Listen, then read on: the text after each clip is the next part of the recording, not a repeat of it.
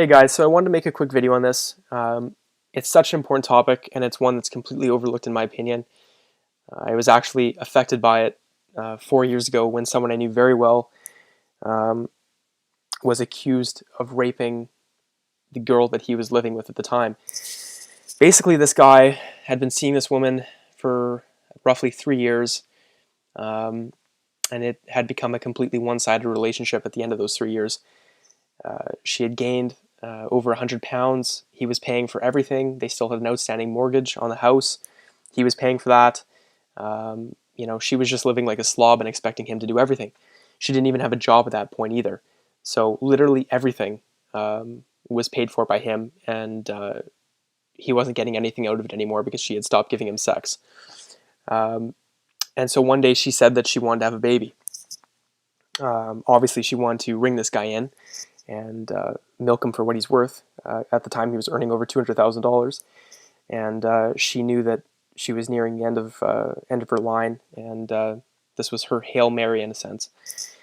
And anyways, the guy was smart enough to know that it was time to leave at this point, because obviously he didn't want to have a kid with her.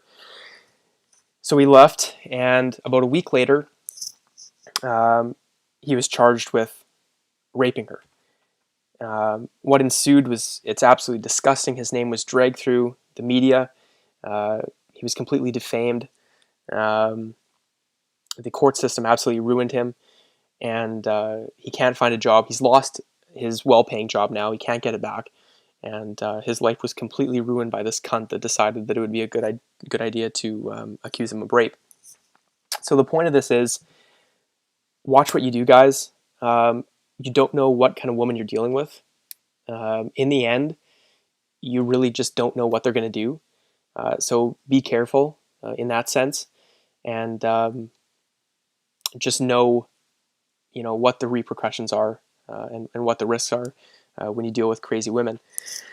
But anyways, Peter Hitchens talks about this. I wish he would talk about it in more detail, but this is a good start.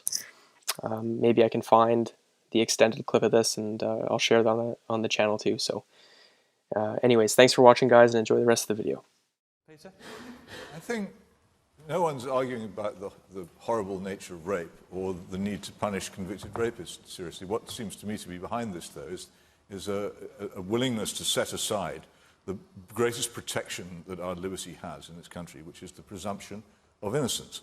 Nobody can put you in prison in this country until they've proved to the satisfaction of a jury that you've done what you're accused of. It's very difficult to do that in the case of rape, because it is often simply the case of one person's word against another. And some of you will have sat on juries.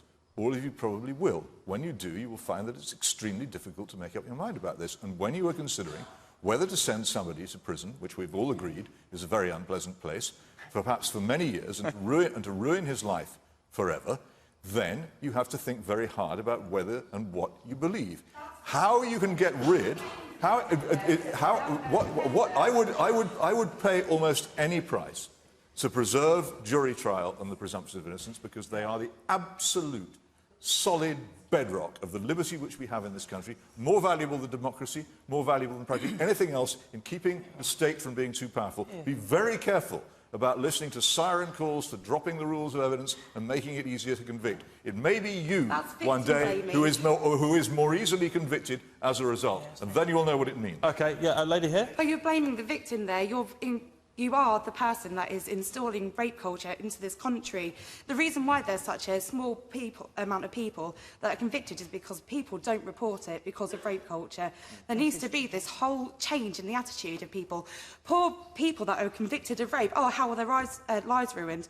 Forget about that. The victim has to live with that for the rest of their life. But yeah, you're saying that the person that's done it, oh, they're going to go to prison for 5 years. That's such a hard thing for them to do.